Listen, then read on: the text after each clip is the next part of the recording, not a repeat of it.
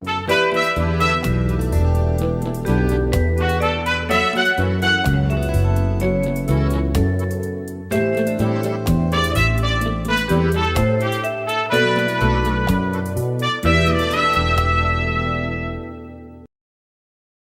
président de la République a patronné le 6 novembre 2023 la cérémonie de planting d'arbres dans le cadre de la Journée nationale de l'arbre, instituée depuis 1984 et qui interpelle les Congolais au devoir de planter une espèce végétale où qu'ils se trouvent.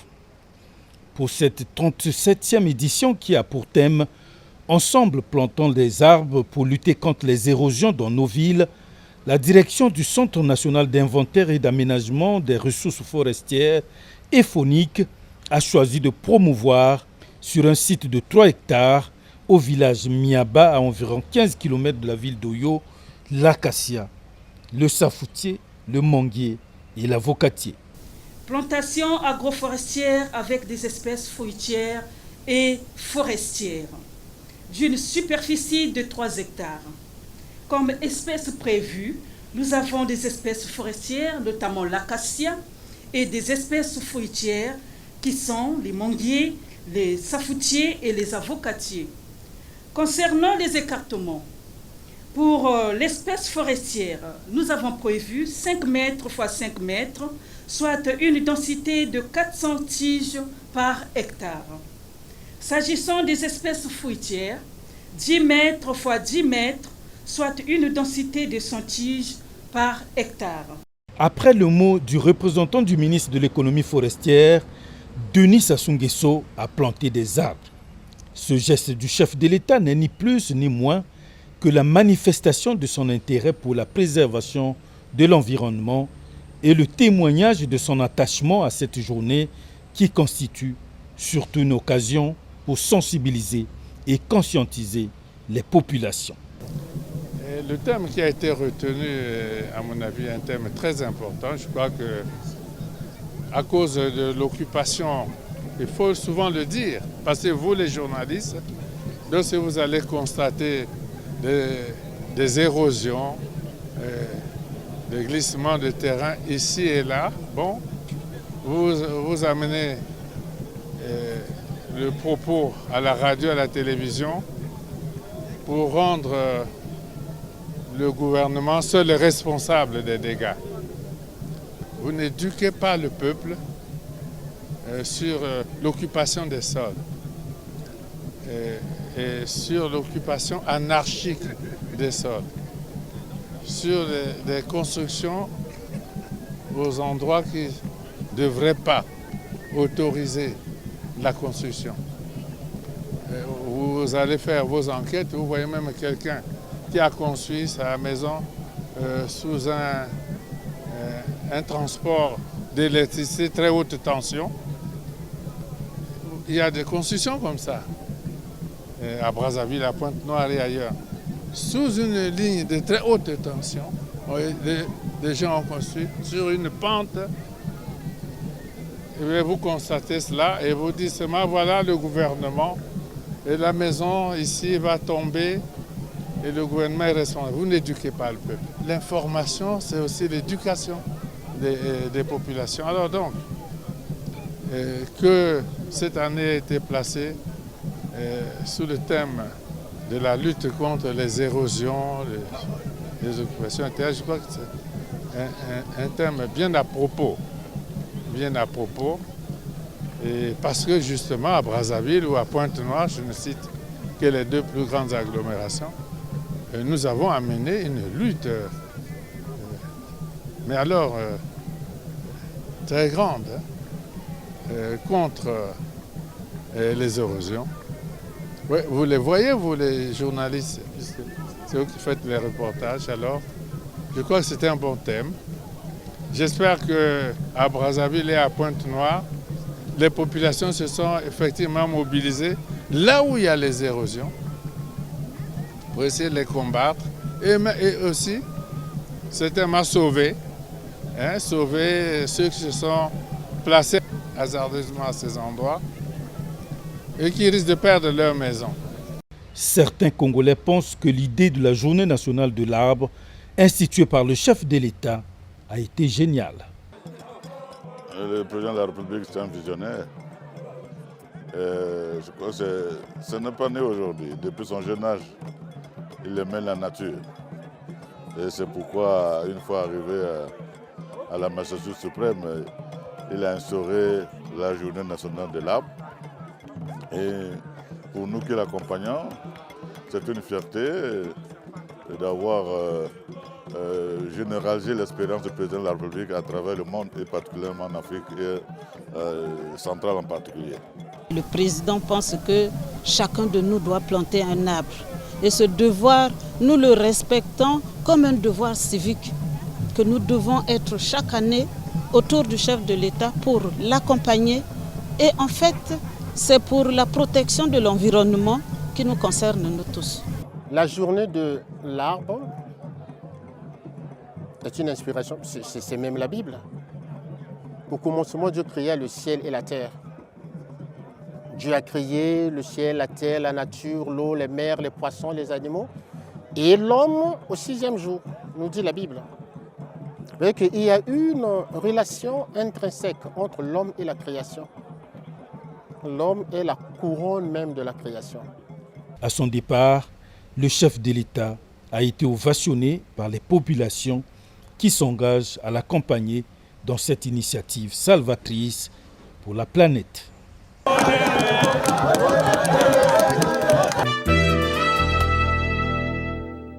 Depuis plusieurs années, le gouvernement s'applique à traduire la volonté du président de la République, Denis Sassou Nguesso, celle de construire les infrastructures scolaires modernes pour permettre aux Congolais d'étudier dans de bonnes conditions.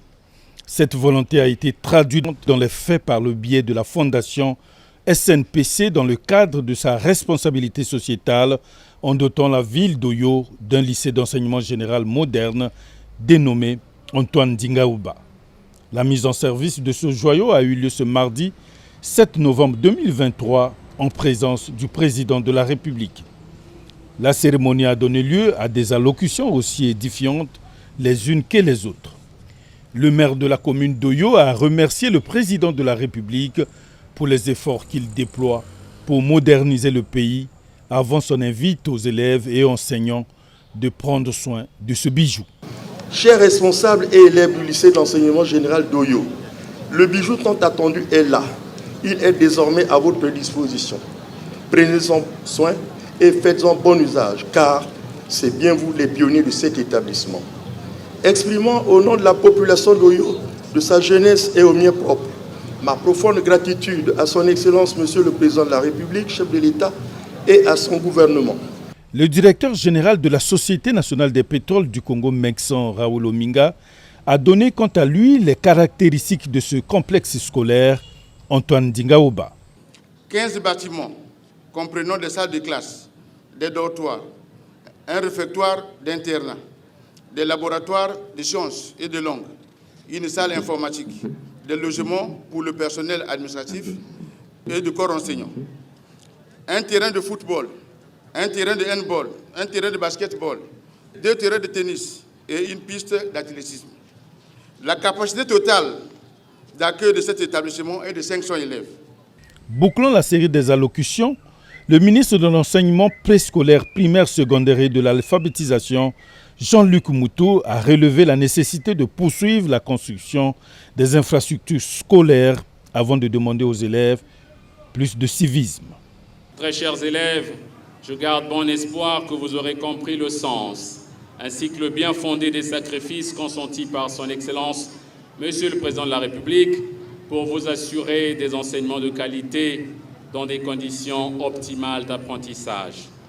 Je vous invite, par conséquent, à faire preuve de civisme et de patriotisme afin de préserver jalousement ce joyau. S'en est suivi le rituel de bénédiction des lieux par un sage de la localité avant la remise des clés de l'établissement aux mains du ministre de tutelle, Jean-Luc Moutou. Après la coupure du ruban symbolique et le dévoilement de la plaque inaugurale, Denis Sassou Nguesso a visité de bout en bout ce complexe scolaire avant le bain de foule des populations qui sont venues demander au président de la République de maintenir cet élan de paix.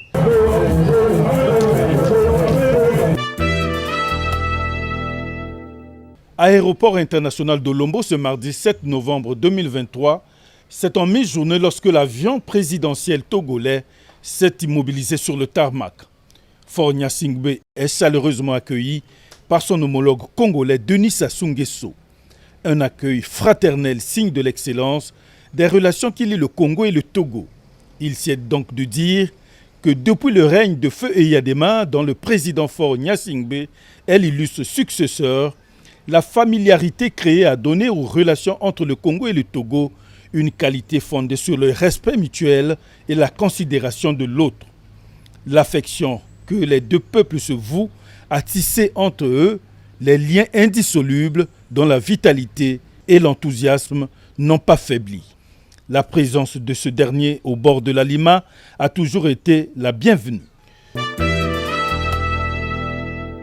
Denis Sassou Nguesso et Faure Gnassingbé ont eu un entretien en tête-à-tête au cours duquel ils ont procédé à un large échange de vues sur les questions environnementales et bilatérales.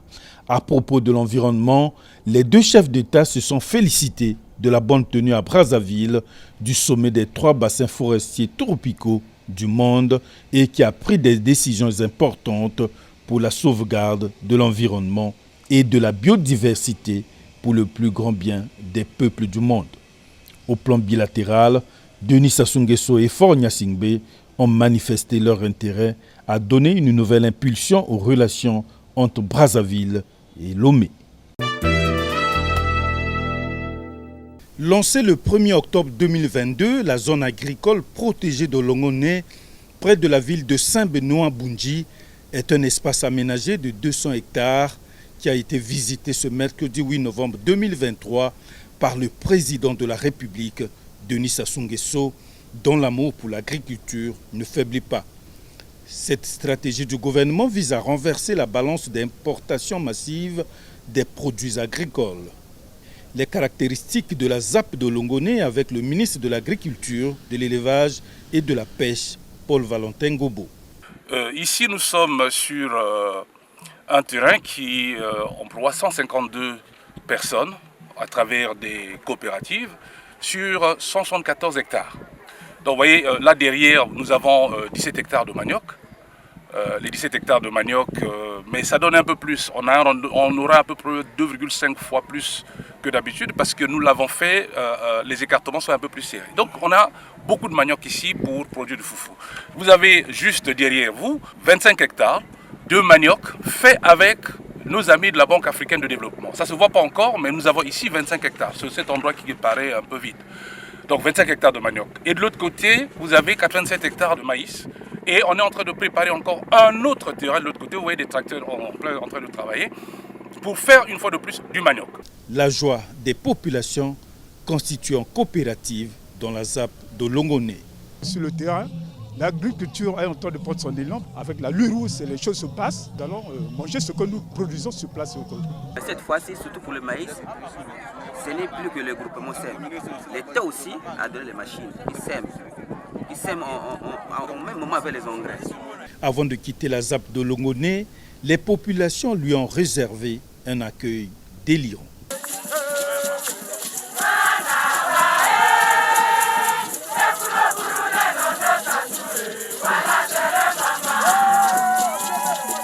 Après Olongoné, cap sur la ZAP mixte de Songo, près d'Owando, qui possède une zone agricole de 124 hectares, 55 hectares de manioc plantés et un terrain de 54 hectares en préparation. 18 groupements animent la ZAP de Songo. La particularité de la ZAP de Songo est qu'il existe une zone piscicole de 14 hectares avec 85 étangs, visités également par le président de la République peu avant les doléances des populations. Réhabilitation de notre piste agricole. Et deuxième vœu, c'est l'électrification de notre ZAP. Troisième vœu, c'est la fonctionnalité des forages déjà implantés. Et je peux dire que les populations des milieux ruraux ont adhéré massivement au mot d'ordre du président sur l'autosuffisance alimentaire et la production. Et pour que les Congolais ne dépendent pas d'autres peuples en ce qui concerne leur alimentation. Surtout les jeunes. Je suis très content parce que partout où je passe, je vois des jeunes. Les jeunes femmes, les jeunes garçons. Ils ont adhéré. Et même en ville, je sens un frémissement. Je sens déjà un frémissement dans le milieu des cadres qui prennent la décision. Je dis un frémissement, c'est déjà bon signe. Là aussi, Denis Sassou Nguesso a pris un bain de foule avant de regagner Oyo.